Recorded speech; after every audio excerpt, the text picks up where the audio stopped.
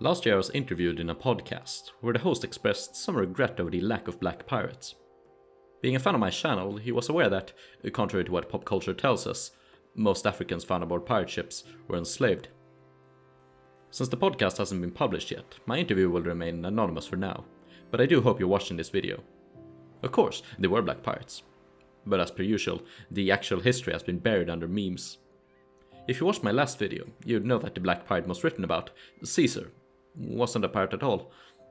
The problem is that most pirate historians focus only on the English world. Spanish sources are almost entirely ignored. I do try to use Spanish sources when I'm able to, but language barriers make it hard.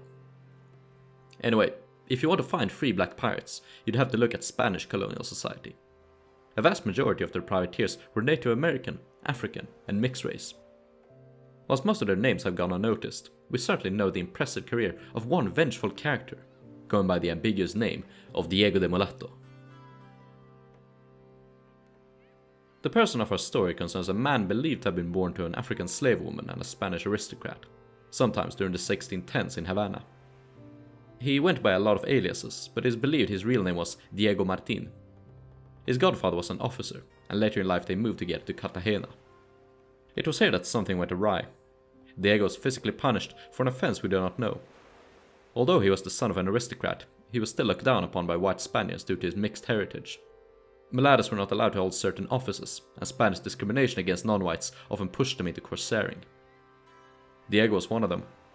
However, whilst most of his kin would seek Spanish commissions, Diego took up arms with their worst enemy, the Dutch. He seemed more motivated by revenge, which actually was a very Spanish thing. They were known for being vengeful and easily offended, and typically resolved their issues with swords. By 1633, Diego had earned the name Lucifer and was in command of the ship Travail. One of his consorts was Captain Cornelis Hall, alias Pie de Palo, wooden leg. Diego's crew was a ragtag bunch of nationalities, including mulattoes and even black Africans. A pirate's view on race might seem confusing to us today. They could include some free blacks in their crews and sell others into slavery. Often it was driven by language. If you could communicate well enough, had the guts to become a pirate, and if there was a big enough need for recruits, you might be fortunate enough to be inducted. Diego's greatest feat was an attack on Campeche in 1633. He and his consorts disguised their fleet as merchant vessels and sailed into the coast almost undiscovered. By the time they had landed, the city was prepared for them. Though they put up a valiant stand, the defenders were easily disposed of by the Corsairs' vanguard. On the second day, they attacked the city itself. Whilst the brunt of their forces suppressed the defending trench line with their arquebuses, Diego led a smaller force and outflanked them. After a short but vicious melee, the trench was conquered, and the Corsairs proceeded into the city. The defenders retreated into a heavily fortified convent, which Pie de Palo refused to attack. The Spanish commanding officer, Domingo Rodriguez Calvo, refused to negotiate with the Dutch scoundrels, Diego in particular. This officer was the one who had punished a young Diego and driven him into his quest for revenge, and Diego promised that he'd cut Rodriguez's ears and nose, but not kill him, to prove he was the better man. Rodriguez had been wounded in the hip and was understandably not interested. After the Spanish refused to pay a ransom, the Corsairs put Campeche to the torch and departed with what loot they could find. Diego carried on a lengthy and successful career. In spite of being nicknamed Lucifer, he had a reputation for mercy. Victims of Diego's piracy were often glad to have him as their captor, since his Dutch allies were famous for their cruelty. In 1636, he captured a Spanish bark, on board of which was a noblewoman named Isabel de Travail. Diego gave her freedom, ordered that her property be preserved, and kept her under protection aboard his ship. Aside from his race, we know little about Diego's appearance. He wielded a rapier and a dagger, popular among Spanish noblemen. His personality and personal life is a bit more well known. We don't know if he ever got it on with Isabel, but at some point he married a Dutch woman in Curacao. An English priest held captive by Diego was invited to a stately dinner in his cabin, during which he explained that his mother was still alive in Havana. Since the priest was bound there, Diego raised a toast to her and asked him to pay her a visit. The priest obliged. Diego appears to have had a sense of humor. At one point he disguised himself as a Spanish captive, imitated a Portuguese accent, and became friends with an imprisoned captain. He also seems to have been quite the actor, and it's likely he used his talent to gather intelligence about his targets. He went by a multitude of names, a fact which continues to bewilder historians. Some believe that there were multiple pirates called Diego the Mulatto, and that all of their deeds had been attributed to one person. Perhaps this was all part of Diego's plan to keep his enemies confused. In 1638, he requested and received a pardon from the governor in Havana. This was merely a ruse to keep the Spanish off his tail. By the 1640s, he was notorious enough to have been issued a royal edict demanding his head. There was little word of Diego in the 1650s, and historians assume he retired or passed away. But in the 1660s, we hear word again from a latter pirate named Diego Grillo, alias Diego the Mulatto. He was sometimes titled the Pirate of Campeche, lending credit to the theory that this was the same as our previous Diego. He sailed with the bloodthirsty Francois L'Aulnay, and then with Henry Morgan. By 1673, he was in command of his own ship, being hunted by both the Spanish and the English. After capturing a Spanish merchant near Havana, his 15-gun frigate was finally cornered by 3 ships and a crew of 150 men. After a fierce engagement, Diego came out a victor. Though the bulk of his prisoners was set free, 20 of them, all born in Spain, were hanged. Pirates often hung those who came to hang them, as a sort of grim joke, owing to what plans their hunters had in store for them. Ironically, Diego was captured himself 2 months later, and you can probably guess what happened to him. Still, if this was the same Diego that looted Campeche in 1633, his career would have lasted an impressive 40 years. Unfortunately, there are very few accounts of other black pirates. Francis Fernando was a mulatto and a Jamaican landowner. In 1715 he became captain of the Bennett, a privateering sloop owned by Governor Archibald Hamilton, and a concordant of investors. His only known prize was a Spanish sloop worth 250,000 pieces of eight, and we know that it sailed with Henry Jennings, commodore of the privateers employed by Hamilton. When Hamilton was arrested and his privateers declared pirates, Fernando joined them in the Pirate Republic on New Providence. We don't know what happened next. He was not on the list of pirates that took the king's pardon in 1718. Abraham Samuel was born to a French plantationer and a slave mother on Martinique. In 1696 he joined Captain Huar on an expedition to the Red Sea. After a long and arduous journey, the pirates captured a 300-ton Muslim ship, intended to take her to the pirate paradise on Madagascar. As they busied themselves parting their ill-gotten fortunes away, the locals rose up against the pirates after discovering that they had sold their kinsmen into slavery. Abraham and his friends escaped in a boat, but were caught in a storm and washed ashore. Lying naked on a Madagascar beach, Abraham was discovered by the Queen Mother. Owing to some birthmarks, she recognized him as her long-lost child, which she had had with a Frenchman during colonial occupation. Whether this was true or not, Abraham was still taken to her tribe and crowned King Samuel. He kept a personal palace guard of pirates, and spent the next 2 years brokering deals for slaves and stolen cargo. He harbored piratical sympathies in all of his dealings. John Kruger was a New York merchant, come to trade with the king. During their negotiations, Kruger's ship was taken by local pirates. Kruger hired a few of Abraham's subjects to take back the ship, but the king ordered them to stand down, telling his warriors not to meddle.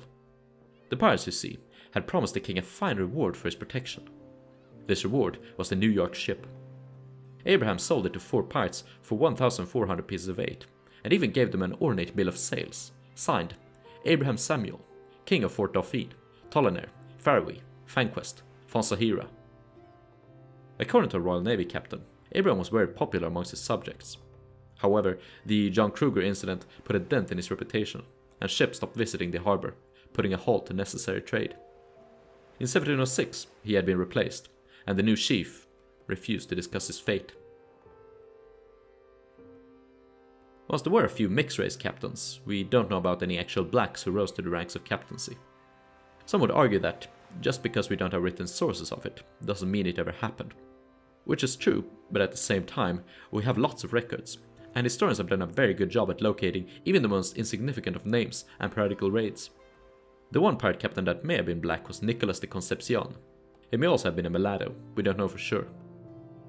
Commanding a diverse crew of mostly Spaniards, he rode along the eastern seaboard in a well-armed brigantine during late 1720.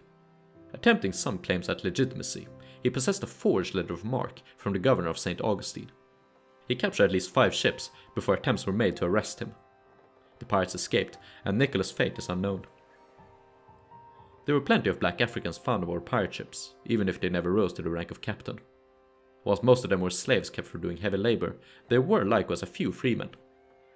Michael Kendall was a free black from Jamaica, who had sailed with the privateer captain Edward Roberts. During an attempted attack on the gold mines in Darien, the privateers were ambushed and the survivors taken captive. Kendall and 12 other blacks were made slaves and forced to work the mines. In 1709, Kendall was rescued by privateer Captain Woodes Rogers. Whilst being a legitimate privateer born in Old England, Rogers encapsulated rather well the general attitude most Zeroes held towards black Africans. He traded in slaves, offered them as personal gifts to his friends, including a sex slave he gave to a Portuguese priest, but also employed 3 black women as washerwomen aboard his ship, recruited a few English and Spanish-speaking slaves into his crew, and during his term as governor, was rescued by 2 black militiamen. Anyway, when Rogers became desperate for manpower, he inducted several Spanish slaves into his crew and made Kendall their leader. The ex-slaves were given clothes and English names, and after a toast, Rogers told them to see themselves as Englishmen. Kendall was entrusted to continuously exercise them for the coming engagements. However, the freed slaves took a dislike to Kendall and had plans to kill him. Kendall was warned by one of his men, and Rogers intervened. His ultimate fate is unknown. There were, of course, way more black pirates whose names have vanished in the records, or just weren't named at all. Francis Sprigg had a black cook, who was usually responsible for equally distributing the plunder amongst the crew, an assignment usually ordained for the quartermaster. The most impressive of unnamed black pirates was a buccaneer who died in 1681. Coming out of Jamaica, he had been a slave owned by Captain Bartholomew Sharp, who later decided to free and induct him into the company.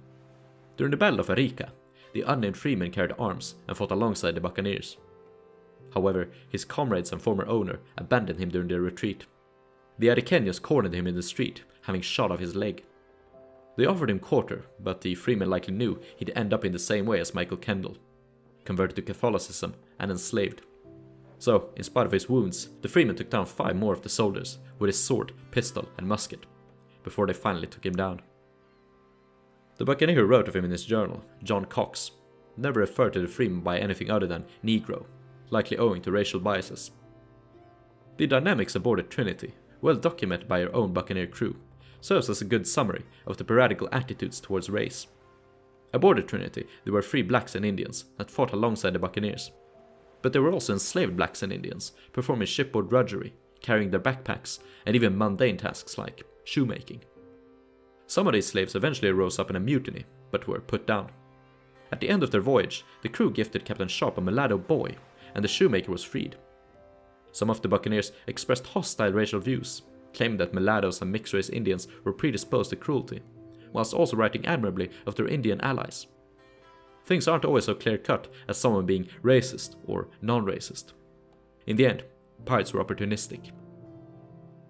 In the final part of this year's video on black pirates, I will tackle the topic of slavery itself and how pirates partook in it.